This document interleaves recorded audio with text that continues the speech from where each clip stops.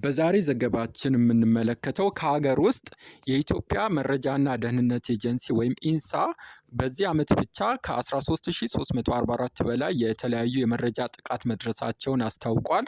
እንደዚሁም በተጨማሪ የምንመለከተው የብሔራዊ ዲጂታል መታወቂያን ማንነትን ሊገልጽ የሚችል ዲጂታል ሰርተፊኬትን ማስጀመሩን ኢንሳ አስታውቋል። ይህንን በዝርዝር እንመለከታለን። ከውጭ ደግሞ በጃፓንና በቻይና መካከል ያለው የጦር መካረር ቀጥሏል። የሩሲያ ቱ-95 ጀቶችም ገብተውበታል፣ እንመለከታለን። በተጨማሪም የአሜሪካ ሕግ አውጪ ምክር ቤት ከሩሲያ መነሻቸውን ያደረጉ የተለያዩ የመረጃ ጥቃት አድራሾች ላይ አዳዲስ ክሶችንም መስርቷል። እሱንም እንመለከታለን። አዲስ ከሆናችሁ ሰብስክራይብ፣ ሌሎቻችሁም ላይክ እና ሼር በማድረግ አግዙን እያልኩ ወደ መጀመሪያው ስገባ የብሔራዊ ኢንፎርሜሽን መረብ ደህንነት ኤጀንሲ በዛሬው ዕለት በሰጠው መግለጫ ባለፉት 3 ወራት በዚህ ዓመት ብቻ ከ13443 በላይ የተለያዩ የመረጃ ደህንነት ጥቃቶች ሙከራ መድረጋቸውንና ማክሸፉን አስታውቋል። ዛሬ ታህሳስ 1 2018 ዓ.ም ለኢዜአ እንደዘገበው በቁልፍ መሰረተ ልማቶች ላይ የሚቃጡ አይነተ ብዙ የሳይበር ጥቃት ሙከራዎችን በማክሸፍ ብሔራዊ ጥቅምን የማስጠበቅ ስራ ተጠናክሮ መቀጠሉን የኢንፎርሜሽን መረብ ደህንነት አስተዳደር አስታወቀ። በአስተዳደሩ የሳይበር መከላከያ ዳይሬክቶሬት ዳይሬክተር መሐመድ ፈረጃ ለኢዜአ እንዳሉት በያዝነው በጀት ዓመት የመጀመሪያ 3 ወራት 13443 ጥቃቶችና የጥቃት ሙከራዎች ተመዝግበዋል። ከሙከራዎቹ መካከል ከፍተኛው መጠን የያዘው ሰርጎ ገብ የተሰኘው የሳይበር ጥቃት መሆኑን ገልጸው ይህም በድረገጽ በቁልፍ መሰረተ ልማቶችና ሌሎች ዘርፎች ላይ ኢላማ ያደረጉ እንደነበርም አስረድተዋል።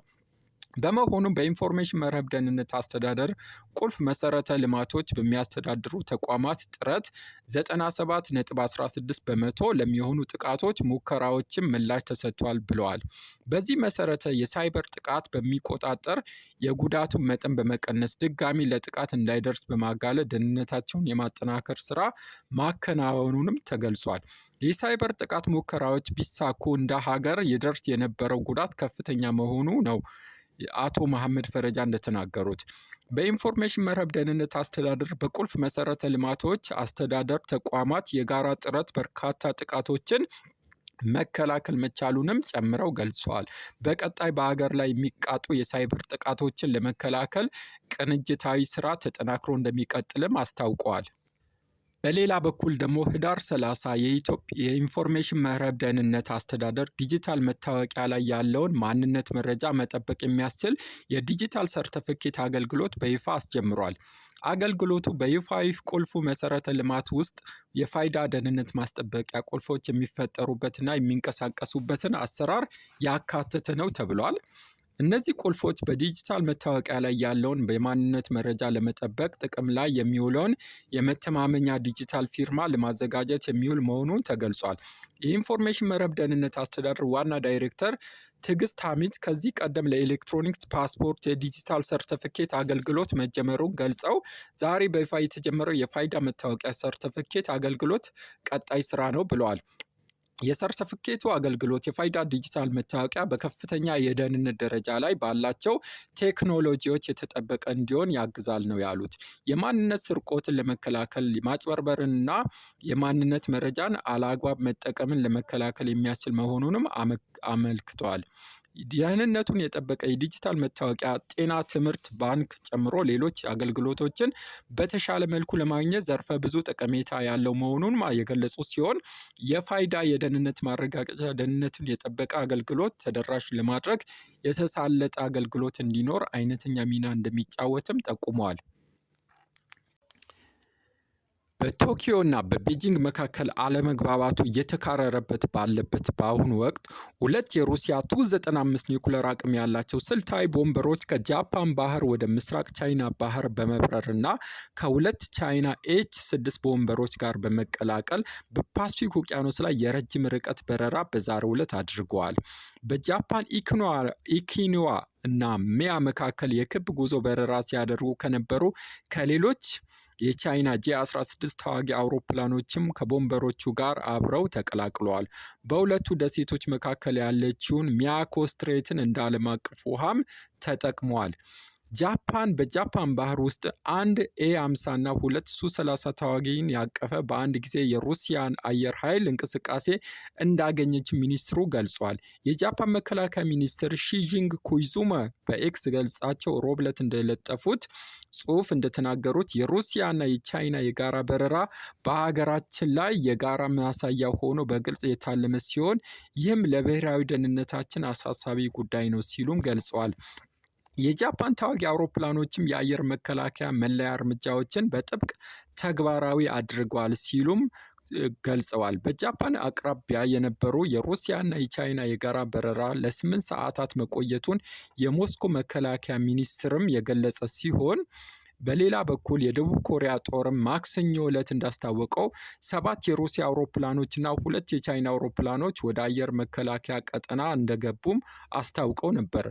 ጃፓን እሁድ ዕለት እንዳስታወቀችው የቻይና አየር መጓጓዣ አውሮፕላኖች አንድ ቀን ቀደም ብሎ ራዳርን በጃፓን ወታደራዊ አውሮፕላኖች ላይ ያነጣጠሩ ሲሆን ይህን ቤጂንግ በበኩሉ ተከራክራለች። በጃፓን አቅራቢያ እየጨመረ ያለውን የቤጂንግ ወታደራዊ እርምጃ የጃፓኑ ጠቅላይ ሚኒስትር ሳናይ ታይኪቺ ባለፈው ወር የሰጡትን አስተያየት ተከትሎ ሲሆን ይህም በታይዋን ላይ ለሚወሰደው ማንኛውም የቻይና ወታደራዊ እርምጃ የጃፓን ደህንነትን አደጋ ላይ ሊጥል ይችላል ሲሉ የሰጡትን አስተያየት ተከትሎ መሆኑም ይታወቃል።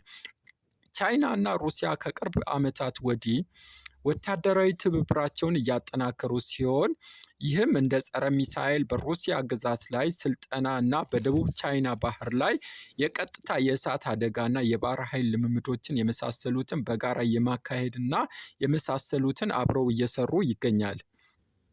ወደ ሁለተኛው ዘገባ ስንገባ ዋሽንግተን ዲሴምበር 9 ሮይተር እንደዘገበው የአሜሪካ ፍትህ ምክር ቤት ለሩሲያ ጥቅሞች ድጋፍ የሚያደርጉ መሰረታዊ መሳሪያዎች ላይ የተፈጸሙ የሳይበር ጥቃትና ሌሎች የኮምፒውተር ጥቃቶች ውስጥ በተሳታፊነት የተጠረጠረች ዩክሬናዊ ዜጋ ላይ ተጨማሪ የፌዴራል ወንጀል ክሶችን አስተዋውቋል።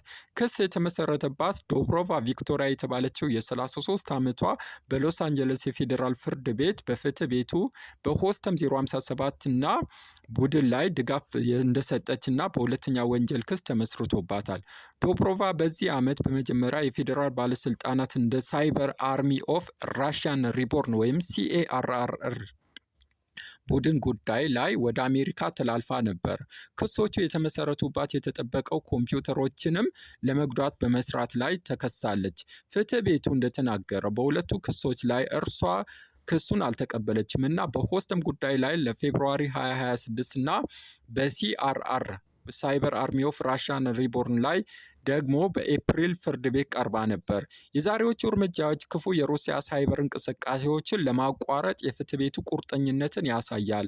በቀጥታ መንግስት ተወካዮች ወይም በወንጀለኞች ተወካይ የሚፈጸሙ ቢሆንም በማለት የፍትህ ቤቱ የብሔራዊ ደህንነት ክፍል ኃላፊ ጆን አይዘንበርግ በመግለጫ ተናግረው ሲሆን አቃቢ ህግ ሩሲያ ሲአርአር እና ሆስተምን በገንዘብ ድጋፍ እንደምትደግፍም ይገምታል። የሩሲያ ኤምባሲ ተወካይ ምንም አይነት አስተያየት ባይሰጥም የፌዴራል ባለስልጣናት የተጠረጠሩ የሳይበር ጥቃቶች ከምግብና የውሃ ስርዓቶችን ጨምሮ አገልግሎቶችን ማለትም እንደሆነ የብሔራዊ ደህንነት አደጋዎች እንደሚያስከትልም ገልጸዋል። ክስ አቅራቢው አቃቢ ህግ እንደተናገረው ሆስተን በዓለም ዙሪያ በተከናወኑ በመቶዎች የሚቆጠሩ የሳይበር ጥቃቶች ላይ የራሱ እጅ እንዳለበትና እንደተመዘገበበት የገለጸ ሲሆን የአሜሪካ የውጭ ጉዳይ ወኪል በሲአርአር ጉዳይ ላይ ለሚሰጡ መረጃዎች እስከ $2 ሚሊዮን እንደዚሁም በሆስተን ጉዳይ ላይ ለሚሰጡ መረጃዎች እስከ $10 ሚሊዮን ጉርሻም ለመስጠት መዘጋጀቱንም አስታውቋል።